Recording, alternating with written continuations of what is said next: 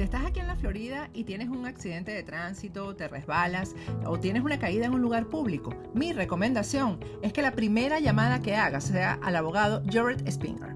Él va a tomar por ti las decisiones legales necesarias y además te va a asesorar en cuanto a los gastos médicos. Jared tiene 17 años de experiencia como abogado de accidentes en la Florida y personalmente sufrió un accidente de tránsito que casi le cuesta la vida. Nadie como Jared para conocer el viacrucis que puede derivarse de un accidente. La ley te protege en caso de un accidente, no importa tu estatus migratorio. Jared Spinger defiende tu derecho a ser recompensado de manera justa. Y si Jared no gana tu caso, no pagarás nada. Así que no lo dudes. Llama al abogado Jared Spinger. No tienes nada que perder y mucho que ganar. Llámalo ahora mismo al 1-833-LESIONADO. Te van a atender las 24 horas del día en inglés y en español. Llama a Jared incluso antes de comunicarte con tu compañía de seguro. Yo sé por qué te lo digo. Buenas noches, bienvenidos a Agárrate. Hoy se acaba el mes de agosto, 31 de agosto, día miércoles. Y voy a comenzar por darte la recomendación que siempre doy cuando alguien me pregunta cómo venir a Estados Unidos y tener un estatus migratorio. Hazlo con una certificación laboral, porque la certificación laboral te lleva muy rápido a una residencia permanente aquí en Estados Unidos. Yo siempre recomiendo los servicios de nuestros aliados de Bucea Legal porque ellos trabajan de la mano con empleadores que te van a dar ese trabajo estable que tú necesitas para acceder a la certificación laboral. En pantalla tienes un número de WhatsApp, escríbeles que ellos te van a contestar muy rápido y te van a dar tu primera cita que es totalmente gratis.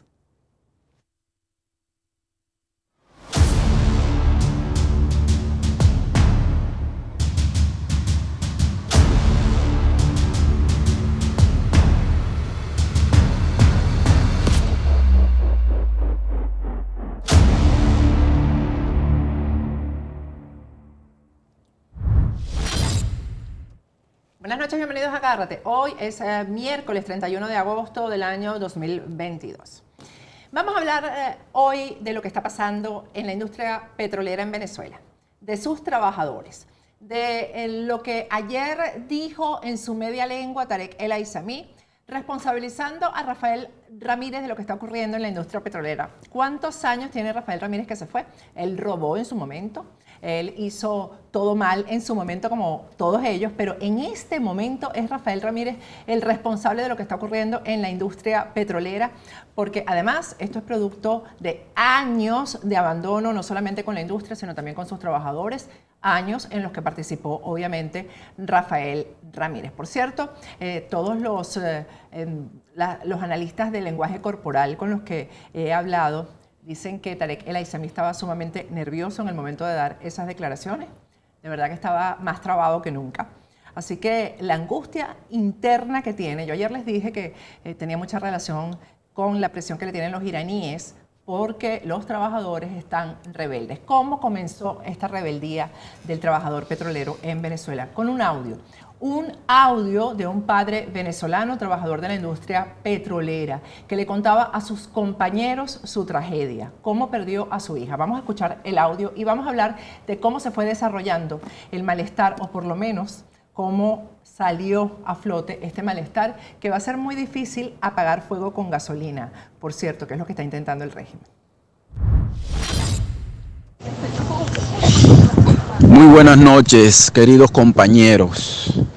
En este momento me estoy dirigiendo a ustedes con mucha, pero con mucha preocupación, con un dolor en el corazón, en mi alma ahorita. Ahorita estamos pasando por un momento muy, pero muy difícil con la muerte de la niña de Luis Romero, trabajador de Refinación Oriente, servicio logístico, trabaja en documentación. En este momento se le murió la niña aquí en el Racetti. Sacaron el cuerpo de la niña y lo tiraron en el piso porque el patólogo no quiso recibir y la niña está tirada en el piso en este momento. Compañeros, ¿hasta cuándo nosotros vamos a estar así aguantando esto? Maltrato. Nosotros trabajamos para la mejor industria de nuestro país. ¿Hasta cuándo? Ahorita estamos pasando esto y el dolor se ve, ahorita se está viendo con este hombre llorando porque no consigue nada que hacer. ¿Por qué? ¿Dónde está el psicoprosa? ¿Dónde está la compañía? ¿Dónde está lo que le duele a esta mierda? No, hombre. Es un dolor tan grande y ve esto que está sucediendo en este momento. Nosotros dando la vida, dando el todo por trabajar en la compañía, por estar en la compañía, y la compañía nos está maltratando a nosotros, al trabajador. Ve cómo está este compañero tirado con su hija muerta en el piso, porque la sacaron de donde la tenían y no la recibieron en la morgue, sino que la dejaron ahí, cerraron y la dejaron tirada ahí en el piso. Compañeros, hay que levantarnos y reclamar por nuestros derechos.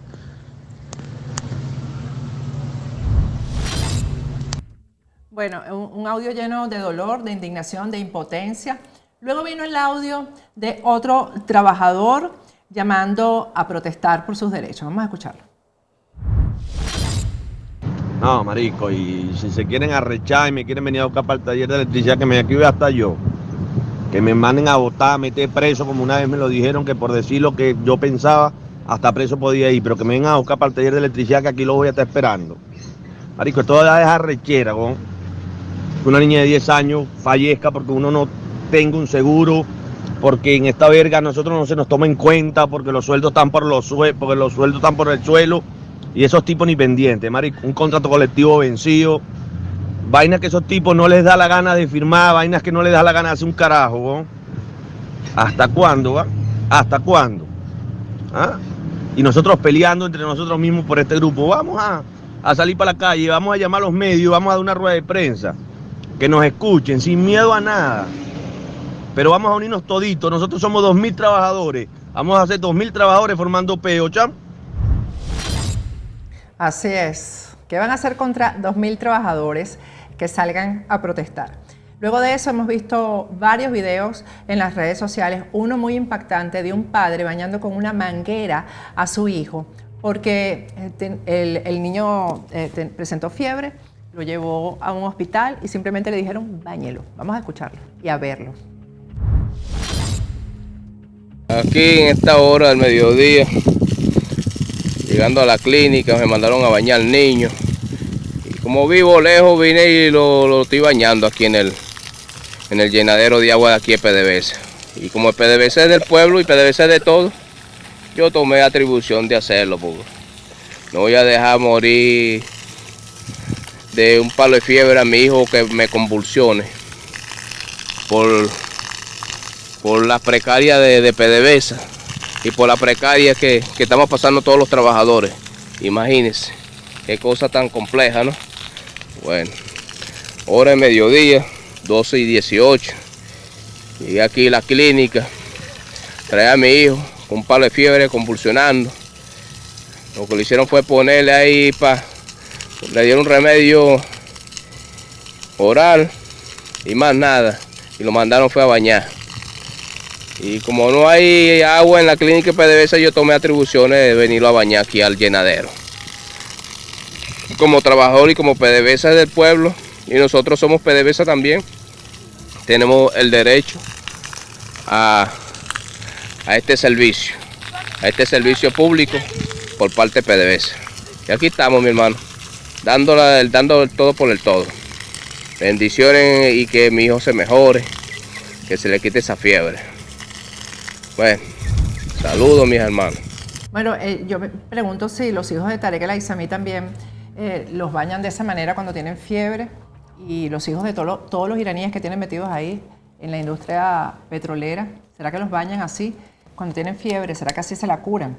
Vamos a ver los dos videos que tenemos que también han sido publicados en las redes sociales, de un grupo de trabajadores protestando con un líder vestido de rojo que no sé quién es, pero que le habla clarito a los jefes de la industria petrolera en Venezuela, que definitivamente no están viviendo como los trabajadores de base de la industria. Vamos a verlo. ¡El ministro!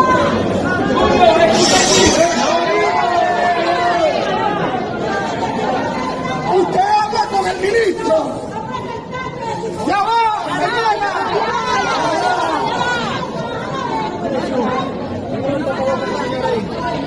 Sin violencia, pero vamos a decir la verdad. Sin violencia, pero digamos la verdad.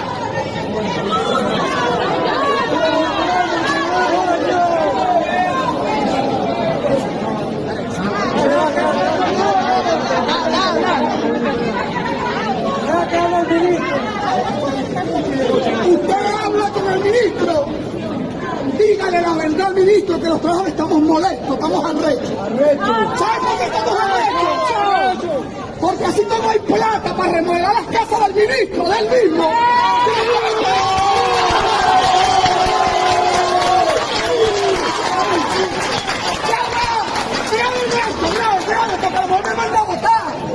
Así como hay plata para hacer fiesta al departamento de su esposa, tiene que haber plata.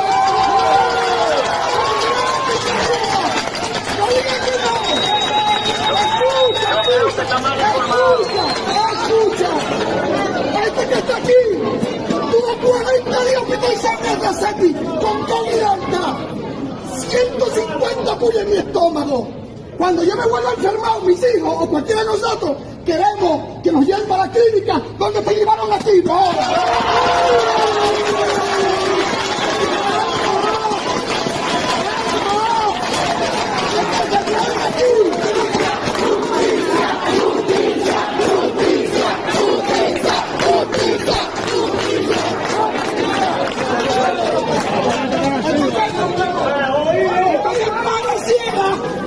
Que hay intereses ocultos, donde las contratistas se llevan la plata y los trabajadores como pelando.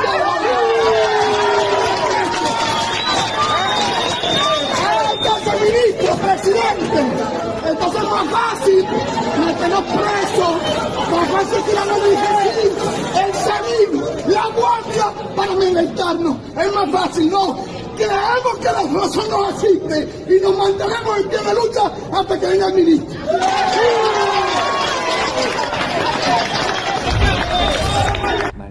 Creo que tenemos otro video. Vamos a ver el otro también. Estamos molestos, estamos arrechos.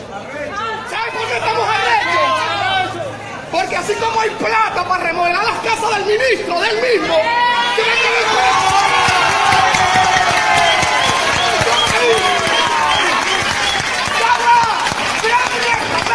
Porque a lo mejor me manda a votar. Así como hay plata para hacer fiesta al departamento de su esposa, tiene que haber plata. No digan que no. Escucha. Sí, es en el mismo video desde otro ángulo.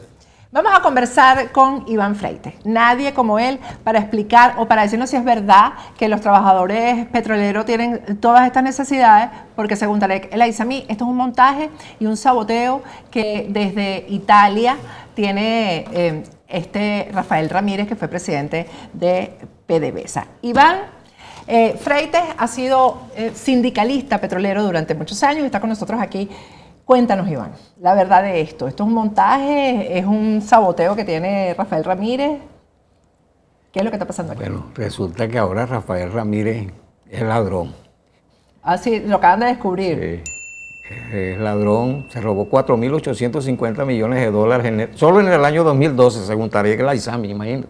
Tarek ahorita es que se viene a dar cuenta que Rafael Ramírez es ladrón. Exactamente. Mira, lo que se está demostrando allí es una lucha que mantenemos los trabajadores en Venezuela. Los trabajadores no nos rendimos ni nos vamos a rendir.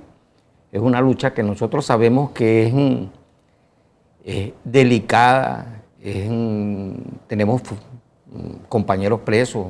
Yo tengo a mi compañero Guillermo Zárraga preso de hace 2 años, culpándolo de haber tumbado una torre en Amuay, que yo era el autor intelectual, por eso yo estoy aquí. Sí.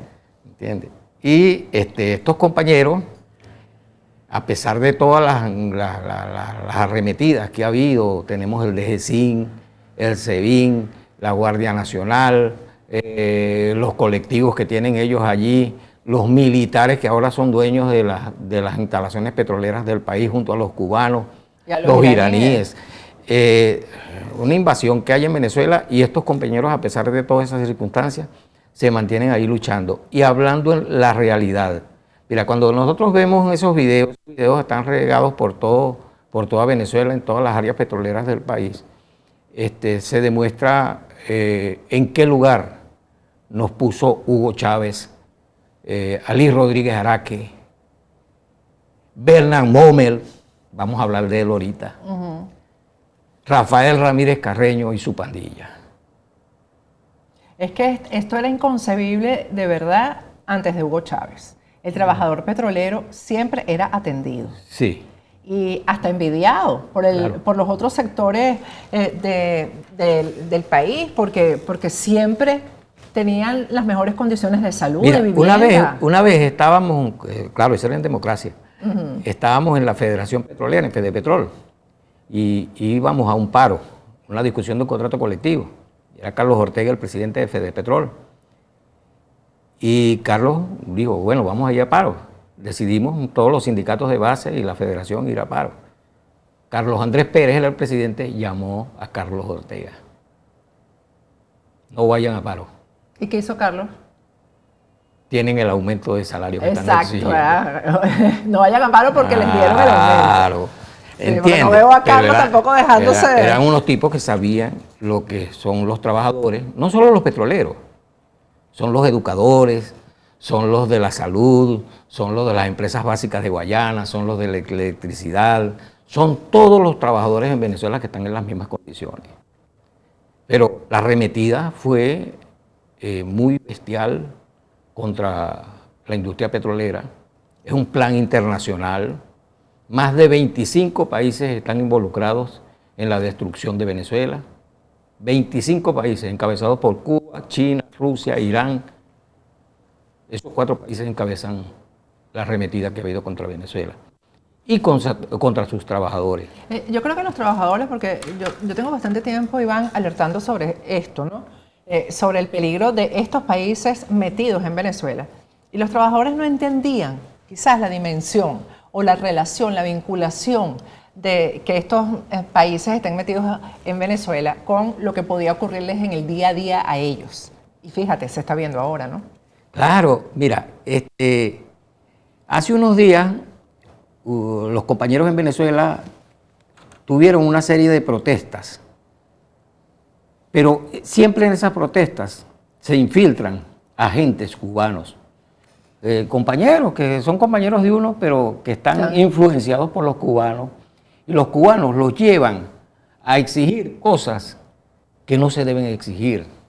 Y eso es lo que yo estaba hablando con mis compañeros de Oriente, del Zulia, de Falcón, mis compañeros petroleros y los compañeros que me acompañan de todas las centrales y todos los sectores del país. Les decía, mira, la ONAPRE no existe. La ONAPRE es un ente, no existe como manda más en la decisión de un contrato colectivo, del aumento de un salario. No, eso no existe. Son los patronos los que existen. ¿Quién es el patrono de nosotros? Nicolás Maduro.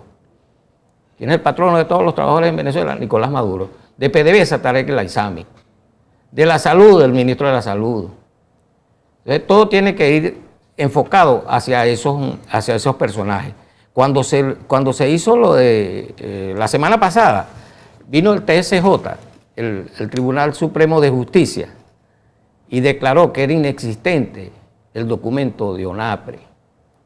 ¿Por qué? Porque ellos se infiltran y los compañeros tienen que entender, la lucha en Venezuela ya pasó de ser una lucha reivindicativista a una lucha de liberación nacional. Claro, es decir, no pelear por un asunto en particular, ¿no? Sí. Sino por el cambio del sistema. Claro. Porque si no cambia el sistema, este problema se resuelve quizás con unos pañitos de agua caliente, pero claro, el sistema es lo que está colapsado. Claro. ¿Quién impone que estos compañeros, la niña se murió el viernes en la noche porque no tuvo atención médica en una clínica, cuando la llevaron al hospital, un dengue, imagínate, se murió de un dengue. El niño bañándose en una cuestión para tanques de agua. Entonces, pero tanques de agua, camiones de tanques de agua. ¿Y qué es lo por qué está pasando esa situación? ¿Por qué nosotros no tenemos salario? ¿Por qué nosotros no tenemos condiciones de vida óptimas? ¿Por qué no tenemos beneficios laborales? ¿Por qué nos arrebataron todo? porque somos una colonia. Somos una colonia de Cuba, de China, de Rusia, de Irán. Y como colonia, nosotros somos esclavos. Así tan sencillo. El objetivo tiene que ser la liberación nacional. Todos los trabajadores tenemos que hacer manifestaciones y ¿saben algo? Estos tipos corren. Ellos corrieron el 11 de abril. Todo el país lo sabe. Corrieron el mismo 4 de febrero. Estos tipos son unos flojos, unos cobardes, por supuesto. Ahorita, con esa invasión que tenemos en Venezuela, de cubanos, rusos, iraníes, chinos, de todo, el narcotráfico, el ELN, todo eso que está involucrado allí, porque Venezuela se convirtió en un centro internacional de delincuentes. El crimen, un cartel criminal. Claro, unas corporaciones criminales. Entonces, ¿cuál es la idea? La idea es que estas luchas nos lleven a un movimiento nacional de liberación, que Venezuela se libere. Nosotros con nada, ayer estuvo un gerente allá en Puerto La Cruz hablando con algunos trabajadores allí, diciéndoles que ya le iban a poner las clínicas. O sea, ya ese problema se solucionó. Y la niña que se murió.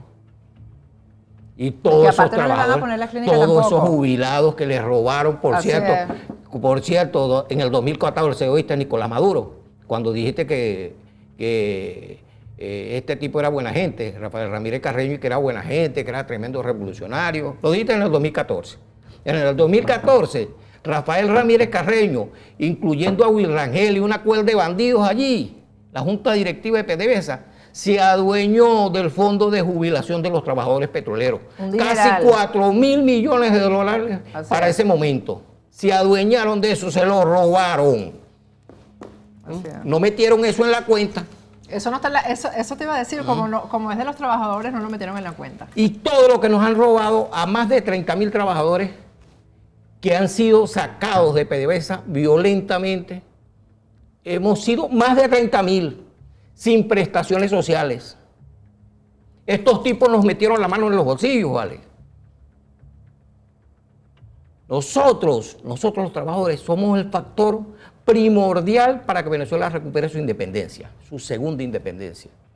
Los trabajadores tenemos que tener conciencia, así como la tuvo el negro primero, como la tuvieron esos venezolanos que lucharon con Bolívar, con Páez, con Sucre. Tiene que nacer una nueva Venezuela. Si no, no vamos a tener futuro. No tenemos presente, menos vamos a tener futuro. Nuestras familias separadas. Nosotros con esas exigencias de ONAPRE, de esto, metiendo un documento ahí en el TCJ es parte del sistema, ¿vale? ¿Tú crees que haya posibilidades de que los sindicatos en algún momento se unan, Iván? Porque tuvimos a los maestros la semana pasada protestando. En dictaduras, en tiranías y en regímenes narcotraficantes y asesinos, no existen sindicatos, no existen partidos políticos. Aquí esta solución no sale de un partido político, no sale de un sindicato. Pero, sale de las bases populares. De las bases populares que son los trabajadores también. Así como está saliendo esta gente, salió hace 15 días, hace un mes, Elsa Castillo. Claro, exacto. Y así tienen que salir miles y millones de líderes. Eso no lo puede parar, eso no lo puede parar nadie. Sobre todo y eso no lo van a parar. En este momento el foco de la justicia internacional está sobre Venezuela. Claro, eso no lo van a parar. Mire, lo primero que tenemos que tener en cuenta, nosotros como dirigentes, es que nosotros no es que seamos apartidistas, no, pero ya basta de recibir lineamientos de políticos que fracasaron. Sobre eso, más o menos, publicaste unos tweets ayer, vamos a hablar de ese tema. Vamos a poner en pantalla las publicaciones de Iván Freites el día de ayer en las redes sociales, que fueron candela. Iván Freites dice, la Asamblea B, que es la del 2015, y Primero Justicia, tiene que aclararle al país con quiénes en la oposición está relacionado el bufete Cortis. ¿Quiénes lo contrataron? Era el bufete contratado por Rafael Ramírez Carreño durante años. ¿Por qué le siguen pagando? Y ahí está el documento. Exacto. Vamos a poner también el documento en pantalla. ¿De qué se trata el documento, Iván? El documento de... este documento es... Ahí lo tienen ustedes en pantalla. Este es Hogan Lower. Este es otro. Este es otra Ok, empresa. entonces vamos a ver los tweets completos de Iván Sí. para entender bien la idea, porque esto es muy delicado y muy importante. Vamos, producción, vamos a regresar a los tweets de Iván Freites. Sí. El tweet es que Primero Justicia, ayer amanecimos, que Primero Justicia lanzó un comunicado. Ok, aquí lo tenemos. José Ignacio Hernández debe explicar esta carta. Hogan Lovells, quienes también eran bufetes contratados por Rafael Ramírez Carreño en la PDVSA Dojita, porque así hablaba él.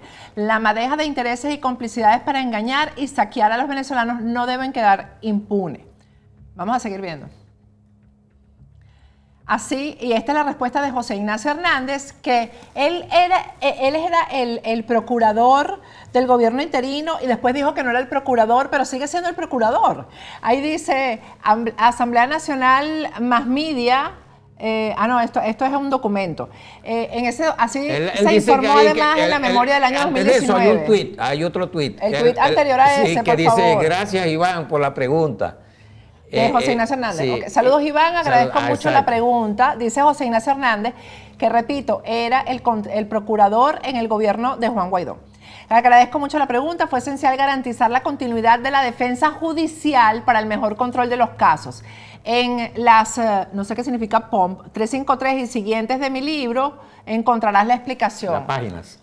Pero ahí Sí, dice escribió, POMP. bueno. Se equivocó. Ok, José Ignacio Hernández justifica que haya contratado a los mismos bufetes que contrataba Rafael Ramírez, diciendo que eso garantiza la continuidad judicial. La continuidad judicial la garantizan son los jueces, no los abogados, ni los Tú bufetes. sabes que la que manejaba la parte legal de PDVSA, Ajá, la suegra de Rafael Ramírez. sí. La que manejaba, el que Hildegar, manejaba los seguros, Hildegar el que Rondó manejaba de Sansón. el que manejaba los seguros, el primo de Rafael Ramírez. Bueno, el nepotismo que se manejaba ahí, pero una de las que más se benefició fue Hildegar. Entonces Rondón de Sansón. todo esto, imagínate, hay documentos. La continuidad judicial entonces es que eso sigue en Exacto. manos de Michael Moreno, Mira, ¿será? es que nos indica qué influencias tiene Rafael Ramírez Carreño en el gobierno interino. Esa ¿Por pregunta es qué muy eso? interesante. ¿Por qué esa presencia de esas empresas, esos bufetes que tuvieron mucha relación con Rafael Ramírez Carreño y su familia? Lo otro es que hay un documento que creo que es el documento de contrato de los bufetes, que está firmado solamente por el procurador José Ignacio Hernández, que yo no entiendo, repito, porque se supone que José Ignacio Hernández renunció a ser procurador y siguió firmando como procurador. Yo no entiendo esto. Ahí tienen ustedes las firmas.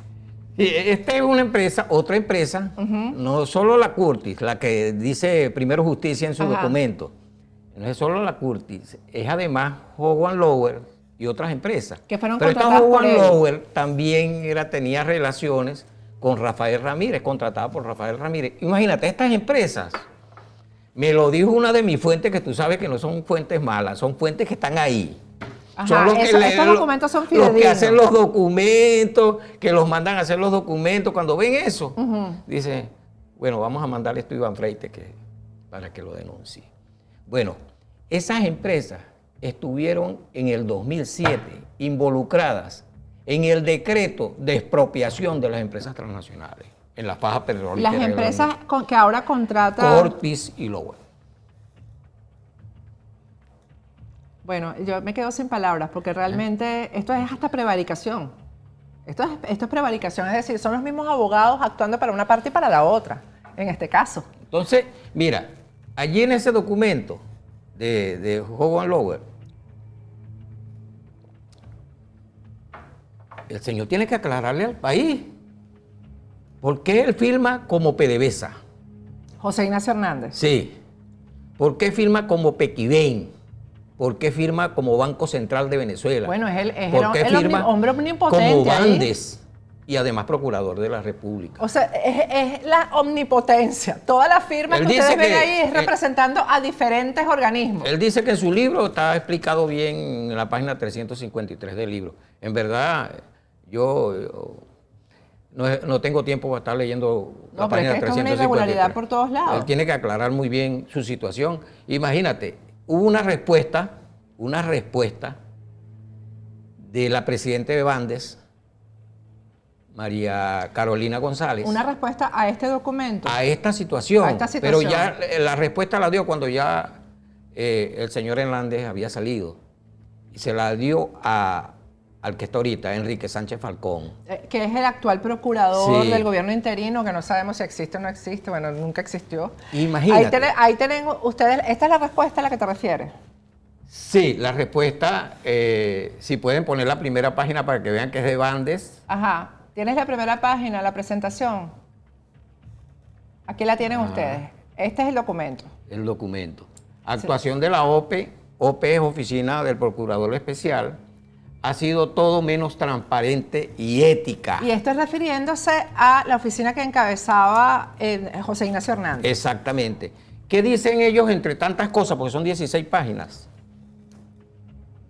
Que los verdaderos representantes del Bandes es su presidente y su junta directiva. Por cierto, que nadie puede Bandes, firmar para por el aclarar, Bandes. Iván, porque tú sabes que esto es tan confuso. Este es el Bandes de Guaidó, por decirlo de alguna manera. Claro, el Ok, Bandes. estamos hablando del Bandes la de Guaidó. junta directiva COP del Bandes. Ok, ahí tienen ustedes, vamos a leerlo. Dice, las pretensiones de la oficina del procurador especiales, ¿no? Sí. De concentrar para sí todos los poderes de decisión sobre contrataciones de firmas de abogados, esgrimiendo un supuesto poder de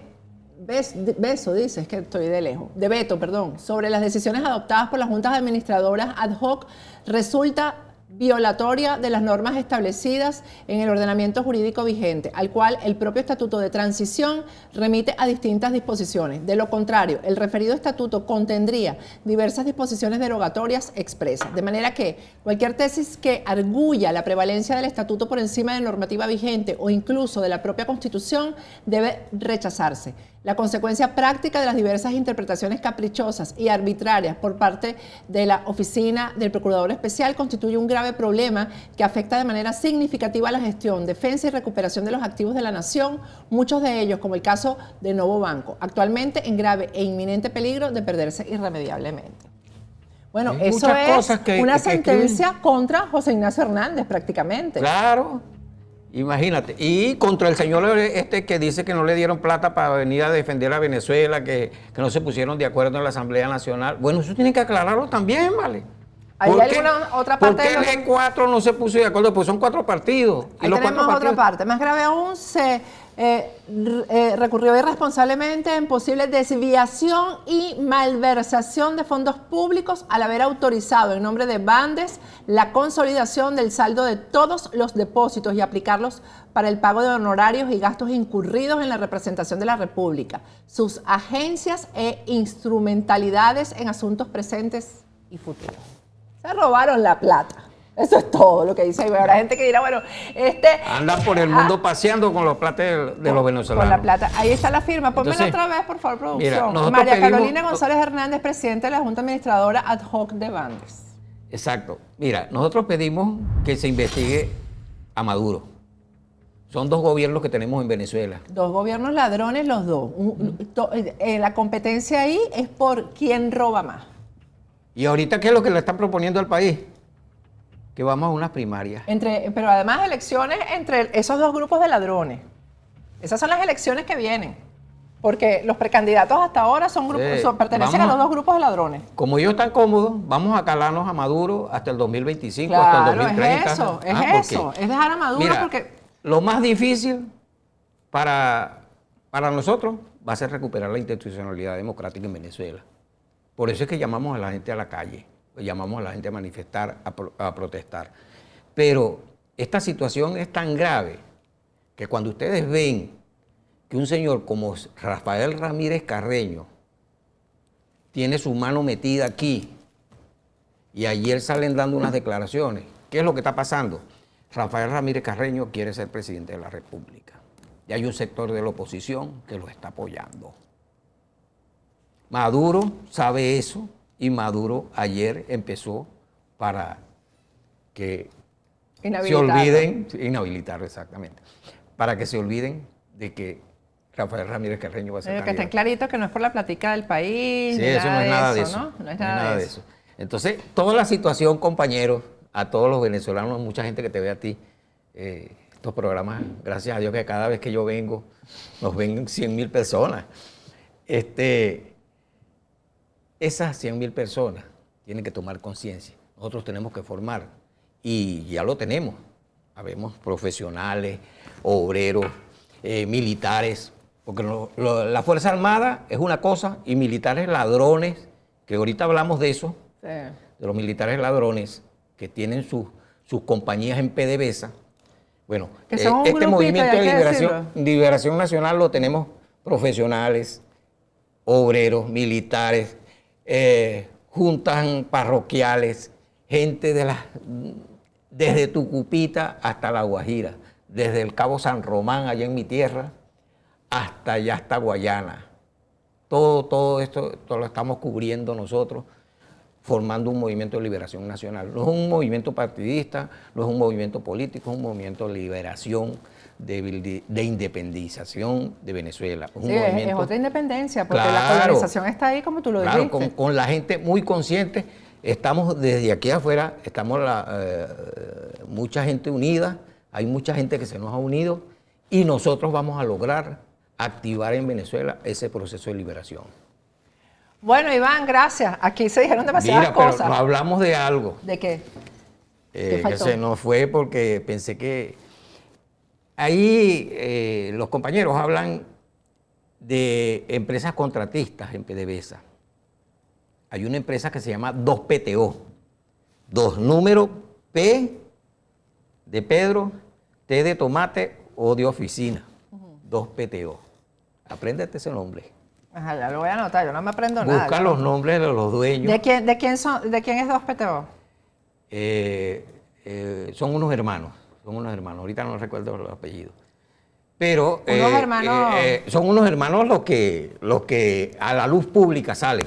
Ajá, los testaferros. Pero los verdaderos dueños, Padrino López, Delcy Rodríguez y Tarek El Aizami. Esa contratista tiene todos los aeropuertos, las carreteras y los puertos, incluyendo los puertos de PDVSA. Maneja toda la comercialización de combustible y de hidrocarburos que se hace a nivel internacional.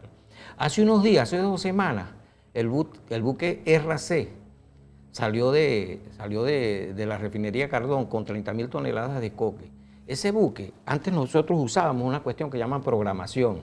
Entonces en esa programación, desde Caracas, se decía, va a entrar tal buque, va a cargar tanto, y entonces hasta que el buque no cancelara, no metiera su cuestión ahí, no le daba orden Caracas De salir. de salir. Bueno, Delcy Rodríguez violentó todo eso y mandó ese buque para Cardón, La Reina del Sur.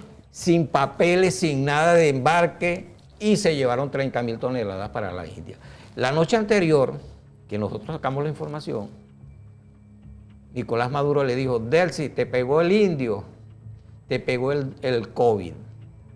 Bueno, ese indio, que dijo Maduro que tenía mucha plata, fue el que se llevó 30.000 toneladas de coque para la India. Wow. Esta empresa 2PTO, allí en las áreas operacionales de toda Venezuela, de petroleras, y en los aeropuertos, andan tipos, hasta militares, generales y todo, con maletines de dólares. Mientras los trabajadores petroleros están así como estos que están aquí, los Eso. compañeros que acabamos de presentar, que están mamando y locos, como decimos allá en Venezuela, que no tienen cómo mantener a su familia. Estos tipos le pasan con maletines de dólares, pagándole a los tipos que tienen allí, porque los tipos tienen que pagarle bien, porque están haciendo unas trampas, están desmantelando toda la industria petrolera nacional y todas las empresas básicas de Guayana, ¿vale? La industria eléctrica nacional, vendiéndola como chatarra. Bueno, todos estos tipos cargan esos maletines de plata. Bueno, Toda esta situación, imagínate, ¿qué ha debido hacer la Asamblea Nacional del 2015? Ahorita se están matando entre ellos mismos. ¿qué no ha debido hacer? ¿Qué no ha debido hacer? Eso es lo que hay que Entonces, revisar ahora. todo esto es lo que nos ha hecho que Venezuela haya caído en niveles de hambre, de muerte y de migración, que todo el mundo huye. En estos días decía alguien por ahí que los venezolanos no podían, que eran unos idiotas los venezolanos que pasaban por la selva de Darién. Ah, ese es Esteban Trapiero. Entonces, imagínate, Así Tiene vivirá demasiada Imagínate. droga en la cabeza. Sí, Pobrecito. imagínate, no hay que olvidar esas palabras, Ajá. no hay que olvidarlas. Pero sí le decimos a la gente, que nosotros no es que andamos tirando piedra para todos lados. Le digo a José Ignacio Hernández, compañero, yo no es nada personal, le digo al señor Enrique Sánchez Falcón, le digo a los compañeros diputados, porque ayer me relacionaron en un grupo que estoy, me relacionaron con Tarek El Aizami, porque el mismo día que Tarek El Aizami... Tú hiciste la denuncia. Sí, entonces Sí. que tenía... Mire, yo con esos tipos, todo el mundo sabe. Tarek El Aizami... Pero es que esa es la primera respuesta que le dan a uno cuando uno hace una denuncia del otro lado. Mira, cuando el trabajador dice ahí que le están haciendo una casa a Tarek El Aizami, bueno, ahí en el CRP, Los Semerucos, ¿ustedes se acuerdan de Los Semerucos? Pero cómo no me va Bueno, a ahí olvidar Tarek eso. El Aizami agarró 4 casas de Los Semerucos y se mandó hacia un búnker. Que te voy a decir que lo que pasó en los Semerucos es lo primero que la Corte Penal Internacional debería castigar. Lo que hicieron en los Semerucos. Eso fue un crimen lo que hicieron en los Semerucos. Claro. Así Y que... la lista Tacón. Exactamente. Bueno, Iván, se me acabó el tiempo. Tiraste demasiadas bombas aquí que no sé por dónde vamos a titular. Vamos a ir a un corte y ya regresamos. Saludos a todos.